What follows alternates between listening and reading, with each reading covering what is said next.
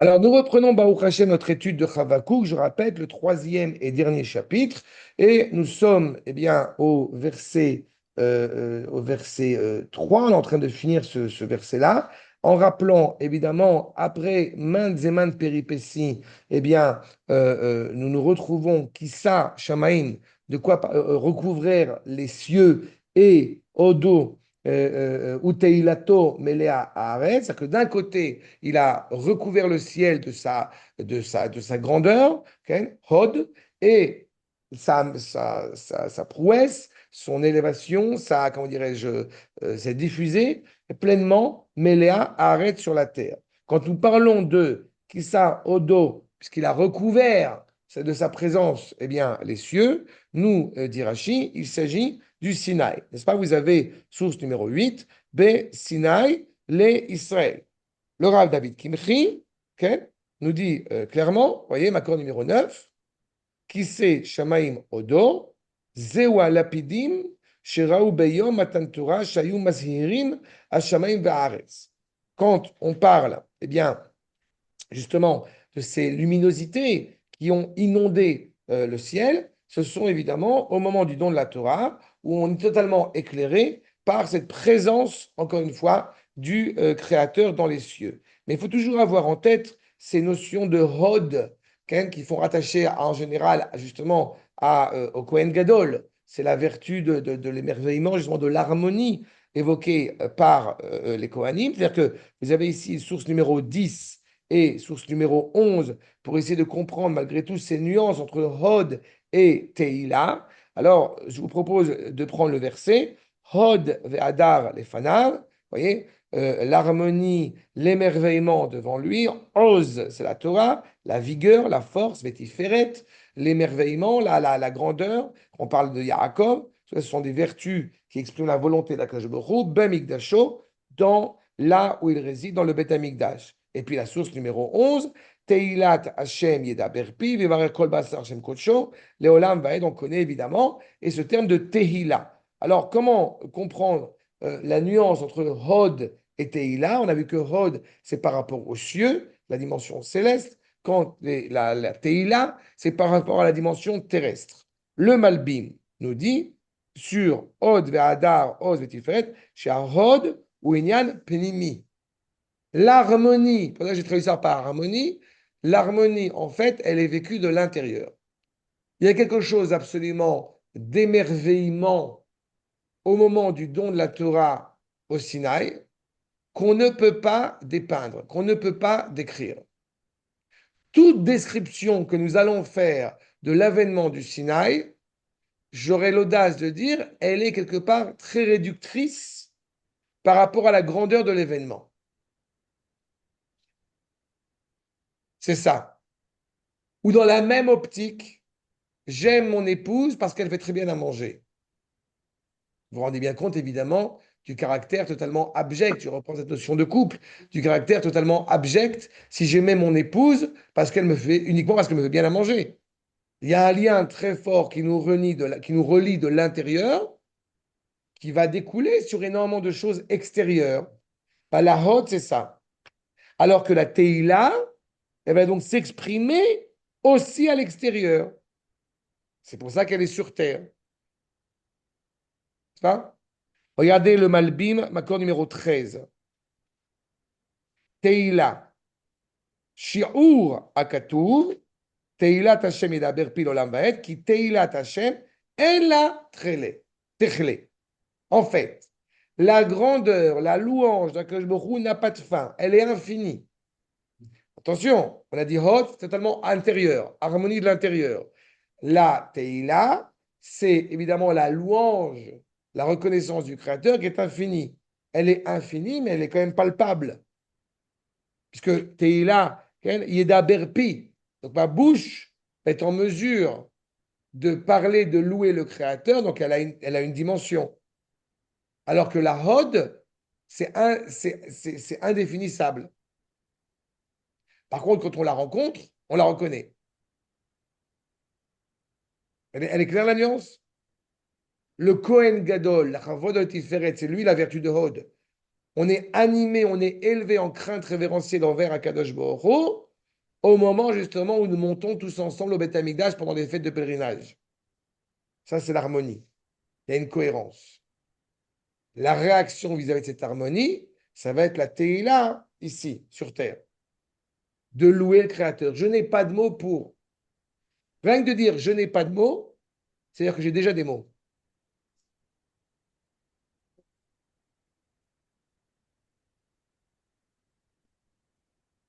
Non, non, non, non, non, ne rentre pas là-dedans.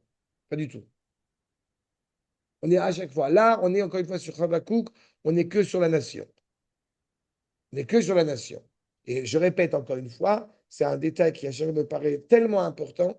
Il n'y a pas d'individu dans la Torah. Ça n'existe pas. Notre individualité est rattachée au collectif de manière insoupçonnable, insondable. C'est à l'intérieur de la nation, c'est à l'intérieur de la volonté de la Kalmout qu'elle s'exprime. On va dire autrement, comme j'aime à le dire.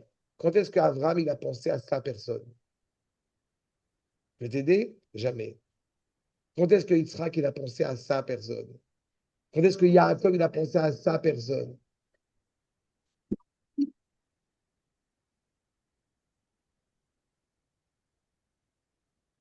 Oui, mais il est l'inscription du peuple.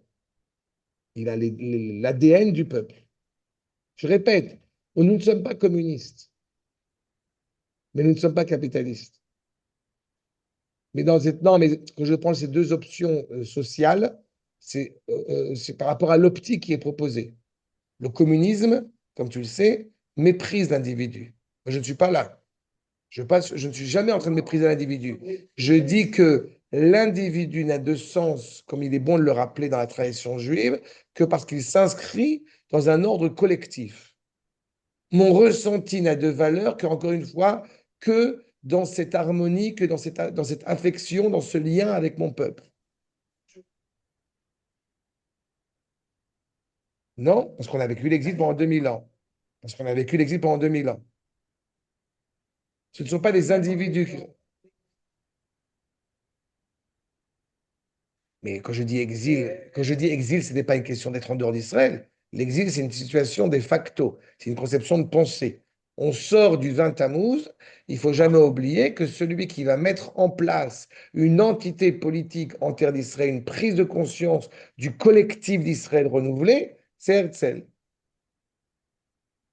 Tous les gens qui ont essayé de s'y installer en terre d'Israël avant, les différents bâtés midrashot qui ont essayé de s'installer en terre d'Israël, c'était au nom de telle école de pensée. Encore une fois, c'est mon bête midrash, le premier qui va essayer de réunir tout le peuple et forger pas justement des communautés, mais forger Medinat Judenstadt, c'est Herzl. C'est exactement cette problématique-là. Donc, l'harmonie auquel nous parlons, la prouesse auquel nous parlons, ce n'est pas un individu qui a reçu la Torah, c'est le peuple. Avram Avinu, im kol hakavod, il n'y a pas eu de don de la Torah avec Avram. Je ne remets pas en cause l'apport de la Torah vis-à-vis d'Avram, mais c'est le peuple qui a assisté à l'avènement du Sinaï. C'est ça. On aurait pu recevoir la Torah individuellement en Égypte. Non. Il faut que l'entité puisse pleinement sortir. Cette harmonie n'est envisageable, encore une fois, qu'à l'échelle du peuple.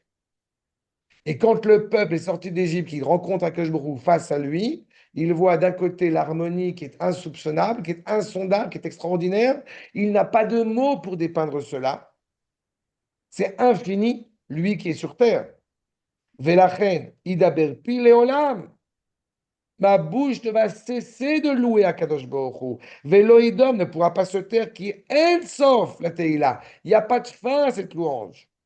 יברך שמו, שהוא הפרסום הנודע ממני על ידי הברכה שמקבלים מאיתו. En fait, il n'y a pas de fin à cette louange. Je suis profondément investi, plus qu'un ressenti, de diffuser encore une fois ce lien qui va ajouter à de la bénédiction dans le monde. Et cette bénédiction, d'où provient-elle? Eh bien, de l'harmonie elle-même, de Dieu lui-même. Combien de fois nous avons à cette même table, bon, il n'est pas là aujourd'hui, mais combien de fois nous avons à cette même table la réflexion qui dit c'est quand même beaucoup plus facile, beaucoup plus sympathique d'être portugais, d'être machin, d'être truc. Mais c'est malheureusement une mécompréhension du sens de l'histoire. Si le peuple juif, euh, quand le peuple juif plutôt, va atteindre sa félicité, mais vous n'imaginez pas une seule seconde la luminosité que cela inscrira sur le monde entier. Nous vivons encore, hélas, petitement, alors que nous nous apprêtons à vivre des moments exceptionnels. Toute la réponse et toute la prise de conscience de Habakkuk, c'est que tu vois la souffrance à court terme, mais tu ne vois pas la grandeur à long terme. C'est là où la louange doit être encore une fois invoquée et évoquée. Et je vous rappelle, historiquement parlant, on a eu un court passage dans notre histoire qui est une préfiguration de cela, c'est Shlomo. Le monde entier vient. Donc c'est ça qu'il faut essayer de comprendre. Évidemment, le don de la Torah est un événement fondamentalement constructif pour justement cette identité de la nation. Regardez le Rav Nathan Eifshitz, l'accord numéro 14. Qui sait Shamaim Odo. C'est là où on demande, parce que là, on a montré, encore une fois, Akash Bokhu vis-à-vis du peuple juif et les répercussions sur les nations. Le Rav Nathan Eifshitz va encore plus loin. C'est pas seulement vis-à-vis des nations, c'est vis-à-vis des anges tutélaires. Quand je parle de luminosité intense, c'est à tous les niveaux. Le Rav Nathan Eifshitz indique, donc, Makor numéro 14, qui sait Shamaim Odo Vetelato Malaretz, Deine, à Torah Nitna, la Torah a été donnée, Bechashai, secrètement, presque, chez Lo Idou Amalachim, afin que les anges ne le sachent pas. Vezu qui sait Shamaim. Il a recouvert la dimension céleste, qui sait les chassot. Il a recouvert la dimension céleste. On a caché aux anges que je vais parler avec intimité avec mon peuple, avec mon fils aîné. Odo, Retsolomar, Shemechase, Mi Amalachim, il recouvre de sa merveille, avec parcimonie, sur les anges. Et du coup, Nitna la Torah d'Israël. Et en cela, il va s'apprêter à donner la Torah à Israël.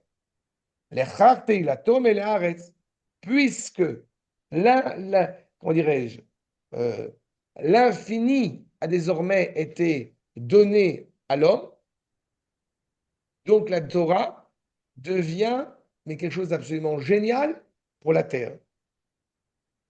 Ce qui n'aurait pas dû être donné, entre guillemets, parce que les anges tutélaires ne pouvaient pas, ne voulaient pas que la Torah soit donnée, donc à un être de chair et de sang, que la Torah soit donnée à terre, puisque ça impliquerait que eh bien, le monde dans lequel nous vivons, qui est un monde donc terrestre, où la vérité, malheureusement, aurait du mal à germer, Baruch va agencer, si je puis dire les choses de telle manière, que je vais vous donner la Torah. C'est le grand-père qui donne 50 shekels à son petit-fils. Ne dis rien à ta mère. Il a une confiance, mais c'est Akadosh Baruch Hu, donc a priori, c'est ce qu'il fait, quoi. Oui, mais c'est aussi une confiance. On avait vu ça, c'est une confiance qu'il implique lui, qui fait qu'il ne peut pas répudier sa femme quand on avait vu par rapport au don de la Torah au Sinaï. Mais dans ce que nous dépend, ce que nous exprime ici le Rav Nathan Lefshitz, c'est-à-dire que on a caché aux anges ce don de la Torah, on prend en considération le danger que la Torah va être inscrite sur terre, mais la Torah a une telle influence sur le peuple juif que le peuple juif va traduire cette harmonie exceptionnelle que représente la Torah par des louanges infinies à l'égard du Créateur. Si je le disais dans un autre vocabulaire, quand est-ce que la Torah va devenir inadéquate avec la réalité du monde dans lequel nous vivons? Réponse, jamais. Elle n'a jamais été en décalage avec le monde, elle ne l'est pas et elle ne le sera jamais. Exactement. Exactement. La Torah ne peut pas être un livre historique, ne peut pas être paléontologique, ne peut pas être archéologique. Sinon, c'est pas la Torah. Exactement. Elle inscrit, c'est ça. Et c'est pour ça que justement, aval, je reprends, omna, parce que la Torah d'un côté, elle s'adresse à l'homme, mais elle porte en elle une dimension céleste, bien évidemment, puisqu'elle vient du ciel. Elle permet à l'homme de faire le lien. Parce que l'ange tutélaire en tant que tel n'est pas capable de penser terrestre. Alors que l'homme, par essence, est capable de penser céleste, puisque le souffle divin lui a été insufflé à sa naissance. Omnam, ine a Torah, que moshanu mevinimota, comme on comprend la Torah, zeu malbouche la Torah. Qu'est-ce que tu comprends quand on parle de Torah? Tu comprends seulement la manière dont Akash Baruch s'exprime à toi, dans la mesure du possible. C'est l'habillement. Avala, pnimiyut, mais l'intériorité, les secrets de la Torah, Sodot la Torah, Beze Sheyar Gamken la Malachim. Nous avons la capacité de surpasser les anges tutélaires. Comment? En étant profondément attachés à la Torah. Quand tu as évoqué le débat, si, il ne fait que ça. Il n'est pas capable de louer Hachem. Il loue une dimension d'Hachem. Ou Akadosh ou Baruch. Ou transcendance ou immanence. Le seul qui est en mesure justement de pouvoir louer Akadosh Baruch Hu dans son entité la plus optimale, c'est la créature d'Israël. Au sens collectif, bien sûr. Bien sûr. D'accord. Et je reprends, entre parenthèses, une remarque que j'ai fait souvent ces dernières semaines sur le fait que les problèmes sociétaux, justement, en Israël, je soutiens que c'est d'abord et avant tout, malheureusement, à cause d'une méconnaissance de la Torah. Qu'est-ce que j'appelle méconnaissance de la Torah? Mécompréhension de la Torah des deux côtés, aussi du point de vue dit religieux, spirituel, que du point de vue dit pas religieux, pas spirituel. Non. Mais par contre, il y a un postulat qui est essentiel à la base, ce que j'ai dit à l'instant. Et le postulat qui est essentiel à la base, c'est que la Torah s'adresse au peuple. Et que si effectivement quelqu'un va prétendre que, eh bien, puisque j'étudie la Torah, donc je suis dispensé, c'est moi, je suis dispensé de ce qui relève du peuple, eh bien, malheureusement, il n'a rien compris à la Torah. Et celui qui, à l'inverse, dit, vous avez qu'à étudier votre Torah, mais venez à l'armée, ça veut dire que lui aussi n'a rien compris à la Torah. Exactement. Les quatre fils, bien sûr. On est dans une dimension, encore une fois, de peuple, de nation. Et sera Goy Gadol. Nom de nom, combien il faut le répéter aux gens pour qu'ils comprennent, pour qu'ils entendent, on n'arrive pas à le comprendre. De plus en plus, et grâce à Dieu, je suis patient, donc ça va, mais combien de cours j'ai donné en expliquant non, nous ne sommes pas une religion. Pas un, 15 000. Et on continue. Mais qu'est-ce que c'est qu'être juif? C'est en exil. C'est une mécompréhension du sens optimal de la Torah. L'entité politique serviteuse, serviteur, servante de la sainteté. C'est ça le message qu'on a reçu au Sinaï. C'est le message essentiel. Donc, d'un côté, on a une dimension extérieure, c'est le rapport à la Torah, qui est là pour, encore une fois, la charte nationale du peuple juif. Et de l'autre côté, évidemment, elle porte une dimension absolue, essentielle, qu'on retrouve chez les anges tutélaires. Mais toute cette Torah est donnée au peuple juif, l'intérieur et l'extérieur, la Torah orale, la Torah écrite. Tout cela est inscrit dans un même engouement. Veim natan lanu apnimiut levad, beze, yesh la malachim ta'ana. Si nous avait été donné que l'intériorité de la Torah, comme certains, si j'exagérais un peu, en disant, on va étudier que le Zohar. Allez, certains comme ça qui sont très. Allez, automatiquement, les anges tutélaires porteraient plainte. C'est pas leur place. Al-Karaou, Mutseket, Rak Berov Rachamar, mais dans sa grande miséricorde, chez Asala Malbouche Beze Zachinula. la Torah étant donnée au peuple, ça veut dire qu'elle est donnée au peuple avec toutes ses infrastructures, toutes ses ramifications. Vezeu kise shamaim odo, she'asa la malbouche, vezeu veteglatom et l'aaret. C'est-à-dire que Akash a recouvert le ciel à la fois des anges et permettre au commun des mortels, eh bien, d'étudier la Torah avec son appréciation, avec sa capacité au moment où il l'étudie. Il y a une image que j'aime souvent citer, c'est quand on a étudié les mathématiques. On a étudié les mathématiques qui convient à l'école primaire. Puis après, on passe au lycée, c'est un autre niveau, c'est un autre livre. Vous aurez remarqué que quand on parle de Torah, ça fait 2000 ans, 3000 ans qu'on étudie le même texte. C'est le même texte, de CP jusqu'à... c'est ça. Mais pourtant, on n'étudie pas le même texte. On étudie le même texte, si je puis dire. La même parole. Seulement, on évolue, nous, par rapport à cette parole. Donc, et la Torah convient à tous ces niveaux, bien sûr. Tout le rapport à la Torah est d'abord un rapport à l'oralité, bien évidemment. Mais quand l'écrit, le danger de l'écrit, c'est qu'il est figé.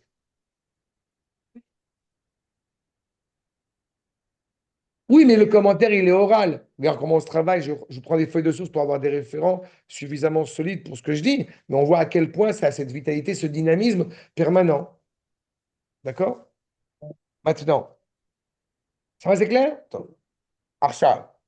De là, nous avançons sur la suite où, puisque nous avons parlé de luminosité, justement, le verset 4, Masouk Dalet, Venoga ke or tiye karnaim miyado lo. Parce qu'on parle de luminosité, alors justement, regardez ce que nous dit le Malbim, pour essayer de bien comprendre ce que c'est que la notion de Noga, l'accord numéro 15. Anoga ou midavar she'en lo or mitzad atzmo. Rak motzi or midavar acher. Ça veut dire que Noga, on dirait Pluton en français, mais c'est-à-dire que cet endroit qui a priori est déconnecté et dépourvu de lumière par lui-même, arrive eh bien, à puiser de la lumière d'un autre endroit. La Lune, pareil, c'est un peu dans cette idée-là.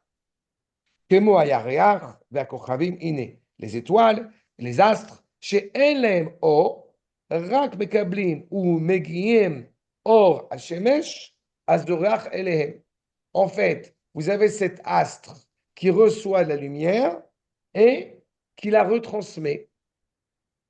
וכן האור המתנוצץ בפאת מזרח קודם, עלות השחר, donc avant la levée, עלות השמש, pardon, avant la levée du soleil, שבא על ידי הפקעת אור שמש. Le soleil est en train de luire, il commence à peine les premiers balbutiements, les premiers rayons du Karnaïm, les premiers rayons du soleil, qui proviennent bien évidemment à la base d'Akash Borou, parce que là aussi il y a un détail très important. Qui mène tout ça? Qui gère tout ça? C'est Akadosh Baruch. C'est lui qui est clair. Donc quand on te dit Ve Noga ke O, c'est-à-dire que cet endroit qui a priori est dépourvu de lumière va être lumineux. Comment peut-il être lumineux? Parce que justement il puise cette lumière de plus haut. Vous voyez? Le Rav David Kimchi, Noga keor tiye, zeu ma she'amar baTorah, umare kavod Hashem, ke'esh ochelet berosh ha'ar, comme un feu incandescent qui serait à la tête de la montagne. Vous vous rappelez que la grande surprise de Moshe Rabbeinu a été de voir ce buisson ardent qui ne se consume point. Et donc, il ne se consume point, et la parole d'Akash Borou sort de cet arbre. Dans une réalité contradictoire, du point de vue rationnel humain, sort la parole d'Akadosh Baruch Hu. Combien il m'est arrivé de rappeler que les Kohanim se prosternaient, n'est-ce pas, avec le dos au soleil le matin et tourner vers le soleil le soir. Certaines civilisations, n'est-ce pas, vont nous railler. Mais ils sont bêtes. Il faut exactement l'inverse. Non, on fait exactement ce qu'il faut. pour que tu ne crois pas une seule seconde que celui qui amène la lumière, c'est le soleil. C'est Akash Baruch qui amène le soleil. Donc on se tourne volontairement dos au soleil. Tu vois. Regardez le Hachir Akadosh. Il m'a filou à Raphaël. Même il y aurait éventuellement quelques, on dirait, brumeux, nuageux. Arnoga, puisque justement c'est un endroit qui a priori est dépourvu de lumière. Donc même si a priori il n'y avait pas de lumière, toute la lumière qui l'entoure, j'ai envie de dire, va être puisée par cet astre, Aïdoua, ou Or Hashechina, la présence, la luminosité de la présence d'Akadosh Baruch Hu. On n'est pas en train de se prosterner devant ce qu'on appelle lumière. Combien il est important de le rappeler. Je veux me rapprocher d'Akadosh Baruch Hu. Donc, je pars à Brooklyn. Ben non, parce que la lumière d'Akadosh Baruch Hu, elle n'est présente que là où elle est présente. Oui, mais je me sens bien quand je vais voir tel ou tel rave, ou telle luminosité, ou tel Mekoubal, ou tel ce que tu veux. C'est très sympathique. Je ne reproche pas ça. Mais si c'est en contradiction avec ce que prône la Torah, c'est qu'il y a un problème. C'est clair? La lumière, je dois apprendre à l'appréhender. Ce n'est pas moi qui est responsable de cette lumière.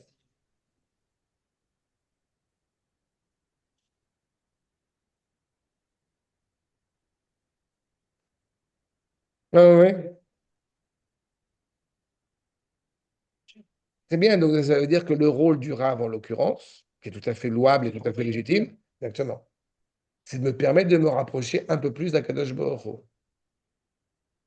Dans une situation d'extrême détresse pour le peuple juif, au moment où nous étions en exil, n'est-ce pas, dans les provinces russes, ukraines, polonaises, eh bien, ce que a permis justement le Rébé, le Hadmor Chassidi, c'est d'essayer de me renforcer pour aimer Akash Baruch Hu, pour comprendre l'amour d'Akash Baruch Hu à mon égard, quand j'en étais incapable. Mais c'est uniquement à ce sens-là. En aucun cas que je me tourne vers le Rébé pour prier le Rébé. Tu vois. Rébé. Admor, le rabbin. Rébé. C'est important. Ouais. D'accord. Donc, Beofen, vous voyez, Ora Shechina, Beofen Sheino Me'akev, on ne va pas attarder mi les falèches à or, chauffé arabe. La lumière, elle est intense, elle est présente.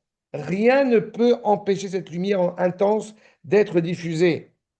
Vekari ke or, qui carne odo, encore une fois, les rayons carnine, les cornes, c'est les rayons, de Sam, à lui, les rayons, on a vu dans le verset, carne odo, miado, les rayons de l'harmonie divine.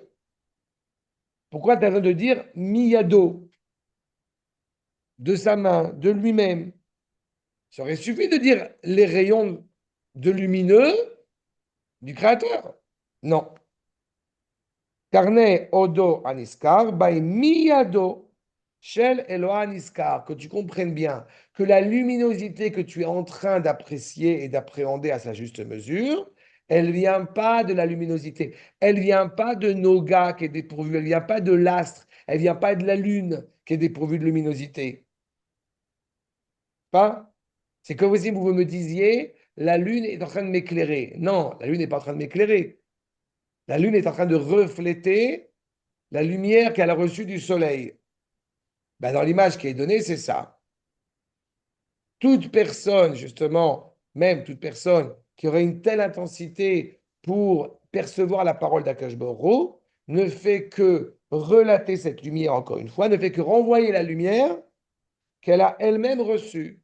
Le peuple juif ayant reçu la Torah, eh bien, il renvoie cette lumière et la propage avec encore plus de force, puisque c'est l'objectif du Créateur, c'est de siéger, de résider, n'est-ce pas, ici sur Terre. Donc, elle ne fait que renvoyer cette lumière qui est inhérente au projet divin. Vous voyez? Et El Anoga, Vechozrim Lo Barach, la lumière est inversée. Elle se retrouve désormais sur Terre. Ou Mesakechimota. On vient parfaire cette lumière. À tel point que la lumière sera intense. je vais encore une fois, je vois la tête de Sylviane. Il y a un point essentiel que j'ai souvent rappelé. On était dans le désert, si je reprends cette image-là. On était dans le désert, on a fait la bénédiction à Motzilechem min Hashamaim, on a béni le pain qui vient du ciel.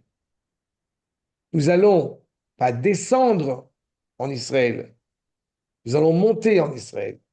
Et pourtant, qu'allons-nous dire en rentrant en Eretz Israël? Amotzilechem min haaretz. Alors qu'on aurait pu se dire, maintenant, si on monte en Israël, donc on est encore plus élevé au niveau céleste. Justement, cette élévation céleste, elle est élevée quand on lui donne son sens le plus authentique ici, sur terre. Et c'est ça. La lumière est intensément grande. Valken, Shem Chivion Uzo. C'est pour ça qu'elle est tellement intense qu'elle a besoin d'être justement cachée. Sinon, elle est aveuglante.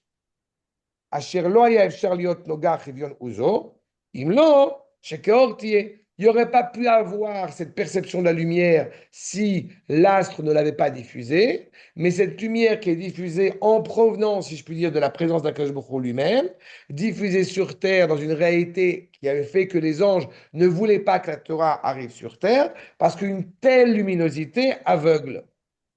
Et si elle aveugle, alors on ne peut pas agir. Et notre objectif, c'est que la vérité, n'est-ce pas, elle germe de la terre. N'est-ce pas? Donc, En Masach Noga, Me'akev Or Milefalesh. Si je puis dire, l'inquiétude des anges tutélaires n'a pas lieu d'être. Par quoi? Parce que je dois faire en sorte que cette lumière, elle soit justement diffusée et qu'elle soit inscrite sur terre. Et que, fur et à mesure, nous allons percevoir cette lumière. Or, Zarwa, la Tzadik, Iné. La lumière va être pleinement vécue par ceux qui sont intimement rattachés à cette justesse. Vous vous rappelez qu'on avait commencé Habakkuk en rappelant Sadik Bemunato Yichye, c'est-à-dire celui qui est profondément animé par la justice du projet divin va vivre, j'ai envie de dire, pour l'éternité, ne va jamais flancher. Celui qui est totalement rattaché à cette lumière, quels que soient les moments d'obscurité qu'on peut traverser, va toujours garder en tête, eh bien, en fait, un avancement, une progression vers la révélation de cette lumière. Comme s'il n'y avait pas d'écran entre le ciel et la terre. Je vous rappelle que c'est ça l'objectif. C'est qu'il n'y ait pas d'écran entre le ciel et la terre. D'écran, comment dirais-je, pas de filtre. Que les cieux et la terre soient vécus comme une seule unité. Puisqu'on remplit la terre des louanges rattachées au ciel. Et le ciel n'a de sens que dans la mesure où il se révèle sur terre. Je reprends dans le contexte qui est le nôtre. Le Beth Amikdash d'en haut ne peut pas se construire tant qu'on n'a pas construit en bas. Vous voyez que c'est limpide. Donc la nécessité presque d'Israël est vitale pour le projet divin. Pas pour Dieu, pour le projet divin. Pardon? De ne pas descendre. Klal advarim, qui gam en moshav Elohine. Voyez. Klal advarim. Comprendre le principe général de ce qui est ici enseigné. En moshav Elohim baaretz. Il n'y a pas un endroit a priori sur terre dans lequel peut résider Akadosh Baruch Hu. En achiruta me'akevet. Ashgachato mimena. Rien ne peut empêcher cette providence divine puisqu'elle dépasse l'entendement. Kiteilato veipashtuto melea haaretz. Mais sa grandeur, sa louange va remplir haaretz. J'espère que vous savez ce que c'est que haaretz. Ce n'est pas le monde, c'est la terre. En l'occurrence de quelle terre? La terre d'Israël. Uvechen, achash ashgachat emet ki akol mito itbarach. En fait, ne rentre même pas dans l'idéologie erronée de dire, mais est-ce que vraiment Dieu va résider sur terre? Il te l'a dit à l'instant. Ce n'est pas dépendant de la volonté humaine. La volonté humaine, en l'occurrence, est en l'occurrence, la volonté d'Israël, c'est justement, comme on le sait, de mettre en place, n'est-ce pas, cet espace où la finalité d'Israël, donc la finalité du projet divin, pourra résider. Mais je voudrais revenir une seconde sur ces rayons de soleil, sur ces rayons de lumière. Regardez la source numéro 18. Quand on voit Karnaim, nous dit le Metsudat Sion, Ush'al à la même shala. Quand on prend les rayons, c'est qu'en fait, on a des axes, n'est-ce pas, d'action, de contrôle, direction. Ush'al à la même shala, ve itraskut al shem, chez Baale Chaim, Baale Akeren, itrasku baem. À quoi sert la corne sur l'animal? Le chauffard sur l'animal. Elle sert clairement à se renforcer. Puis celui qui voudrait éventuellement porter préjudice à tel ou tel animal, il a avec ses cornes, il a un contrôle. Tu vois. On sait pertinemment que chez les ovidés, on dit ovidés, je crois, les cerfs et tout ça, eh bien, le cerf, n'est-ce pas, il a ces bois qui sont très importants, qui lui donnent aussi à la fois un charisme, à la fois aussi une responsabilité sur le troupeau, ou en tout cas sur la famille qui est présente. Ben, c'est un peu ça. C'est-à-dire qu'en fait, les rayons qui sont invoqués sont l'expression de la force du projet divin que rien ne pourrait opposer. En disant Karnaim Miyado, c'est pas seulement une réalité naturelle dans laquelle nous vivons, c'est que cette réalité naturelle provient de la volonté expresse d'Akadosh Baruch Hu, Miyado, de lui. Hein. On pourrait se dire le monde est quand même assez géré comme il se doit, bon, ben c'est bon, ça marche. Non. Parce que, comme j'aime citer cette expression, de cordon ombilical qui est intangible entre le créateur et la créature. C'est ça le Karnaim Miyado. D'accord, c'est clair? Regardez la suite.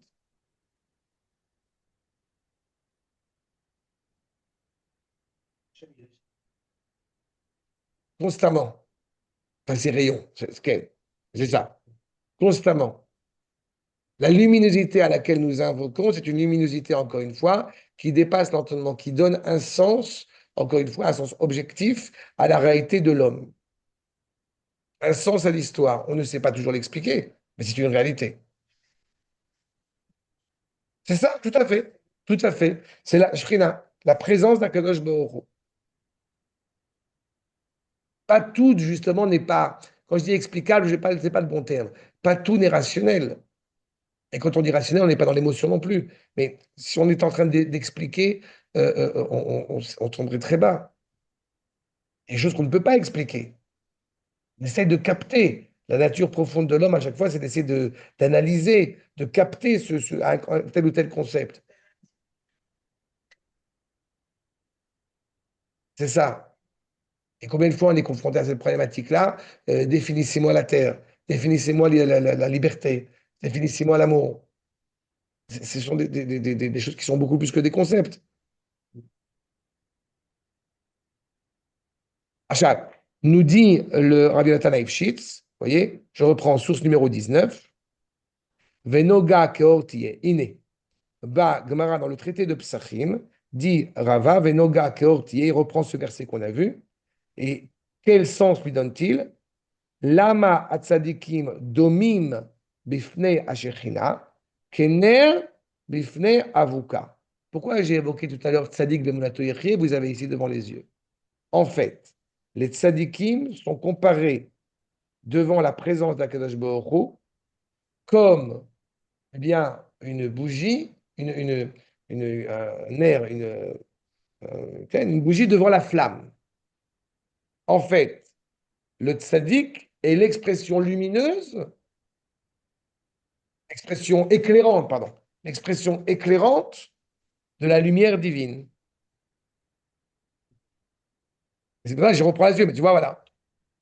Im Israël, Kulam Tzadikim, si Israël, puisque le verset dit que Amer Kulam Tzadikim, si Israël se révèle dans son exceptionnelle justesse, Akadosh Baruch Hu mashpia alehem, Akadosh Baruch Hu les influence be'atzma, avak she'en osin retzono shel Akadosh Baruch Hu, quand on n'accomplit pas malheureusement la volonté d'Akadosh Baruch Hu, mashpia la tzadik, ou min tzadik yavo shefa la Israël. En fait, constamment à Kadosh Baruch Hu, par une volonté bienveillante à l'égard de ses créatures, de son fils aîné, influe sur Israël.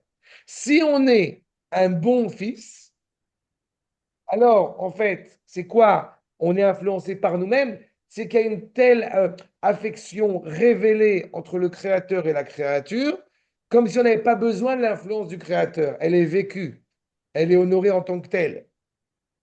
Ah, euh, comment vous dire?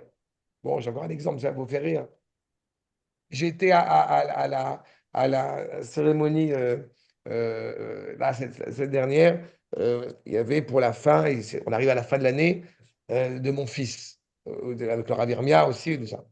Et ils ont fait devinettes sur la Gemara, ils ont traité du traité de Kedushin, Psachim, Gittin, machin et tout.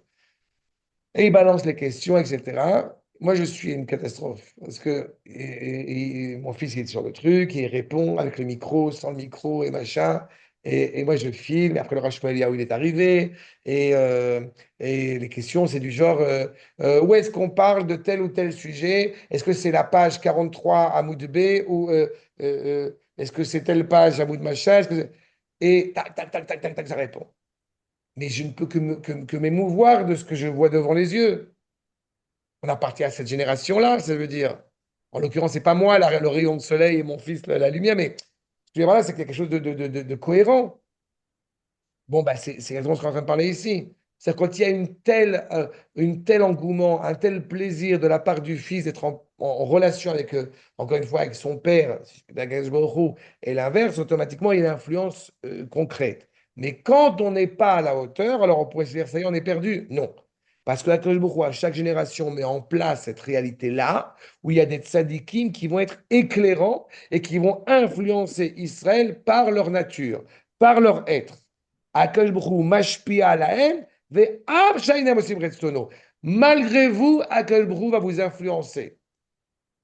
Ça serait trop réducteur, doit-on le rappeler, que de dire que ce qui se passe depuis 3 ans, c'est uniquement parce qu'on a vécu un drame. Non, on n'a pas, à titre global, accompli la volonté du Créateur et on est en train, encore une fois, de se revigorer pour vivre pleinement cette réalité-là. Mais trop de lumière, comme on a dit, peut être bouleversant dans les deux sens du terme, ou aveuglant, c'est-à-dire une souffrance. Tu as déjà regardé le soleil?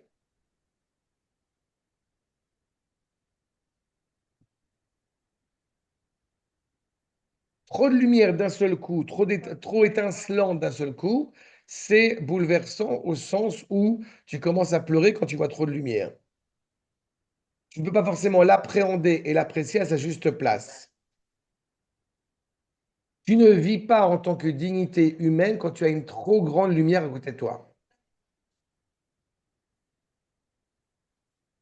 Oui, c'est ça, une fulgurance. Ouais, d'accord. Oui, mais ça, c'est éphémère. Éphémère. Ça provient de la volonté d'Akadosh Baruch Hu, qui est très bien évoquée dans l'idée que quand tu pries, tu te tournes vers Akadosh Baruch Hu, et quand tu étudies, eh bien, c'est Akadosh Baruch Hu qui te parle. Donc, quand tu as eu le privilège de comprendre, Zachiti Lehavin, cet éclairage-là, il est particulier, mais je pense que vous serez d'accord avec moi qu'on ne peut pas être sur un nuage toute la journée. D'accord? Et donc, cela peut s'avérer très dangereux. Donc, pour qu'on puisse exister en tant qu'être à part entière et participer au projet divin, cette lumière est nécessaire, mais malgré tout, quand elle est diffusée sur Terre, eh bien, elle se doit d'être quelque peu diffuse, n'est-ce pas?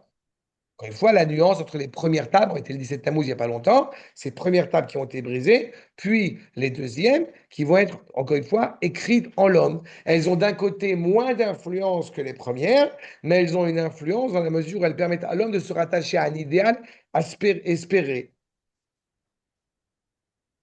Oui, mais on est conscient malgré tout qu'on peut aussi trébucher. On est dans cette ambivalence-là. Regardez le Radak, accord numéro 20. Sham, Chelion Uzo, Sham Besinaï, Nigla Mashaya Nirba. Là-bas, au Sinaï, va être révélé ce qui avait été caché. Mi Uzo, de la part d'Akadosh Borou. Adayom. Pourquoi ça a été caché jusqu'à présent? parce que le peuple juif n'était pas encore prêt pour cela. Et vous rendez bien compte qu'il n'était pas prêt. Qu'est-ce qui va se passer juste après? Le veau d'or. Au niveau prétitude, on est pas mal. Adayom, Aou, qui loya kayom Aou, les fanav et les acharav, il n'y a pas eu un jour, ni avant, ni après, chez Nigla Loa El Itbarach, où s'est révélé pleinement à Kadosh Baruch Hu, Birvodo, Agadol, par lui-même, à l'Arsinaï, l'aîné Kol Israël. Quand j'ai évoqué le Vaudor, vous vous rappelez que la problématique, c'est la divinisation de la part d'un certain nombre de gens qui sont joints au peuple juif, c'est la divinisation de Moshe. On est dans cette tension-là permanente.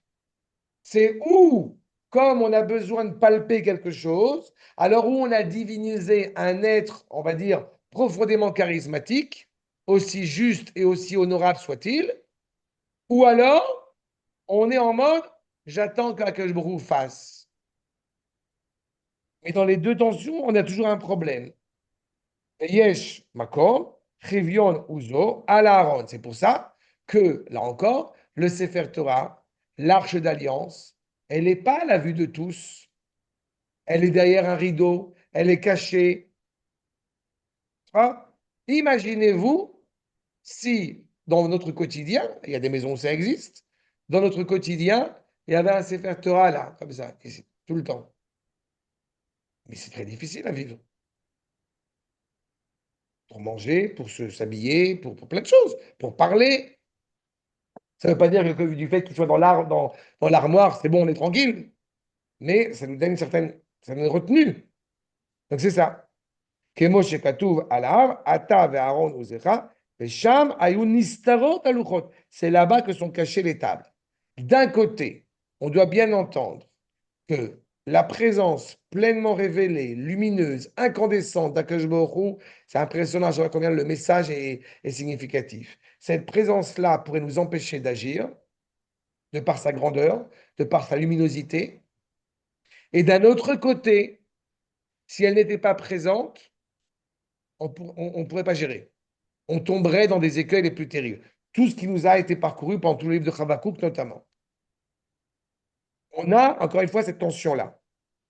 Et donc, quand on est conscient de cela, parce que ce qui nous importe, c'est justement, puisque toutes ces prophéties n'ont eu de sens que pour dépeindre la finalité du processus messianique dans lequel nous sommes inscrits, alors justement, quand arrive l'avènement messianique, quand arrive la délivrance justement d'Israël, qu'est-ce qui nous est déjà indiqué dans ce propos? Regardez, s'il vous plaît, les trois dernières sources que nous allons voir ensemble aujourd'hui. La première, le Gaon de Vilna. Atralat Geoula, Aïta Balaïla, Vegomer, Aya Bayom. Ça veut dire que le début de la délivrance est inscrit dans l'obscurité, le début de la délivrance est inscrit dans des difficultés. Tout ce processus de Nabucodonosor, de la destruction, de toutes ces choses font partie du processus de la délivrance. Il y a un dénouement lumineux, éclairant. Le Ramadvali, les fanav iler davar, veitse, rechef les raglav. Donc, des vers, pardon. D'abord va aller devant toi, on pourrait dire le virus, et va sortir encore une fois, rechef, c'est le feu, c'est la flamme, à ses pieds. Sodaïnia nous dit le Ramadvali. Betere magalout. Avant, encore une fois, dans ce processus de l'exil, Oro, Shel et Avram Avinu Baolam. Avant même de partir en exil, on a la luminosité de Avram Avinu qui va luire dans le monde. Arrive la maladie, arrive le fléau qui va porter préjudice. D'abord au Rechaim. Ba adever la ashrit et Rechaim, sheinam ruim le kablo velenot memenu. Tous ceux qui voudraient porter préjudice au peuple juif finiront évidemment par être détruits. C'est inscrit dans un processus. Pourquoi? Parce qu'ils ne sont pas dignes de recevoir cette luminosité évoquée par le maître du monde et évoquée par les vertus d'Abraham Avinu. D'Oto Azman, Atzmo, Shemitorer les galotes, au moment où malgré tout, c'est pas à l'infini, ces gens qui étaient problématiques ou ces souffles problématiques, au moment où ils vont commencer à se réveiller, et il est, Umevi imo koach shel gvura kasha. Il va commencer à se réveiller pour réagir. Arrive avec lui cette vigueur, j'ai envie de dire, cette vigueur enflammable. Rishpe, rishpe esh. Les aker nishmatam shel tzadikim. En fait, nous avons des gens sympathiques, des mouvements pas sympathiques. Les mouvements sympathiques, a priori, vont être lourdement en déficience, en souffrance.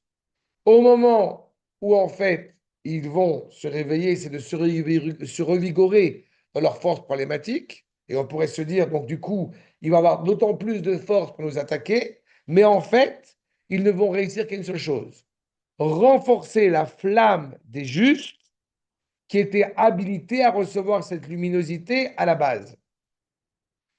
Je reprends le propos dans le contexte actuel, parce que c'est la même problématique que nous soulève ici le Ramat Vali. Il s'est passé Simchat Torah. On aurait pu dire, ça y est, on est foutu. On s'en va d'Israël. L'État d'Israël est foutu, que Dieu préserve. Qu'est-ce qui se passe dans la majorité de la mentalité israélienne, celle qui est présente ici, je parle? Exactement l'inverse. Vous avez voulu nous blesser, vous avez voulu nous faire oublier qui nous sommes, eh bien, ça a revigoré en nous, encore une fois, vous voyez, chez Yuréouim les câbleaux, de recevoir cette luminosité, mais la hamod les fanal, de pouvoir se tenir devant cette luminosité. Qui be'esh Hashem nishpat ou becherobo et kol basar. Par le feu, Hashem va clairement juger, encore une fois, avec son épée, si je puis dire, eh bien, juger tous ceux qui ont voulu, encore une fois, porter préjudice à son nom et à son peuple. Besh Hashem Nishpat, Zewa Reshef, ou Bechervo et Kol Basar, Zewa Dever. La maladie, le feu, quelle que soit la réalité, encore une fois, tout cela n'est que pour découler sur cet objectif-là. Je termine avec les propos du Rav Kook, Makor numéro 23, Amikdash, Anevoua, Ve'amalchut, la mise en place donc eh bien, de cette maison du projet divin, l'avènement prophétique, l'entité politique, Vekol Tarsisem, toutes les stratégies militaires et autres, Sholchim Elenu et Kavam. En fait, tout ce processus-là nous envoie des rayons, nous envoie des lignes de conduite. Et Oram, leur luminosité, Azarwa Beretz Chaim, cette luminosité qui est déjà plantée, qui est déjà inscrite sur la terre de vie. C'est quoi la terre de vie? C'est ici, c'est la terre d'Israël. Karna et Miyadam Lanu, leurs rayons. On a parlé tout à l'heure des rayons qui proviennent d'Akadosh Baruch Hu. Le Rav, comme vous voyez, va encore plus loin. Ces rayons qui proviennent du projet divin, inscrits dans toutes les infrastructures qui vont construire le pays. Galei Orotehem, toutes ces luminosités pleinement révélées, Makim Alafafenu, si je peux dire, nous tape sur l'épaule, nous rappelle, sont là constamment pour nous dire, allô, Afafenu Asgurot, on n'entend pas, on ne sent pas, mais il se passe quelque chose. Bechol Meshech Azman Agalout, pendant toute la durée de l'exil, n'ont cessé de venir ces rayons du soleil, ces appels à Memasmeset et Akol, qui viennent quelque part faire fondre tout, faire oublier tout ce qui n'a pas réellement rattaché à l'essentiel. Inenu nikraim, nous sommes appelés, leachol likrataor. En fait, nous devons nous préparer à cette luminosité intense qui n'attend que nous. La vérité, comme vous le savez, va germer de la terre et elle ne germe que dans la mesure réellement où nous sommes inscrits dans ce processus-là. La date ma'anu, en sachant qui nous sommes, matafkidenu, notre rôle, manishmatenu, le rôle de notre essence, de la volonté d'Akashbou qui s'inscrit en nous, bechol etanuta doreshet meitanu, toute la force qui nous est exigée pour pouvoir mettre en place, pas inventer cette lumière, la révéler telle qu'elle existe déjà. Que fait Havakouk dans ces quelques versets que nous avons abordés dans ce troisième chapitre? Eh bien, en réalité, c'est prier pour que la délivrance, pour que cette luminosité intense apparaisse rapidement. Le plus rapidement et le plus agréablement possible. On mesure de la renforcer, mais évidemment, elle est présente, tu as raison. Mais qu'elle se révèle, qu'elle soit encore plus révélée et qu'on soit en mesure de l'aborder. C'est ça, c'est ça, exactement.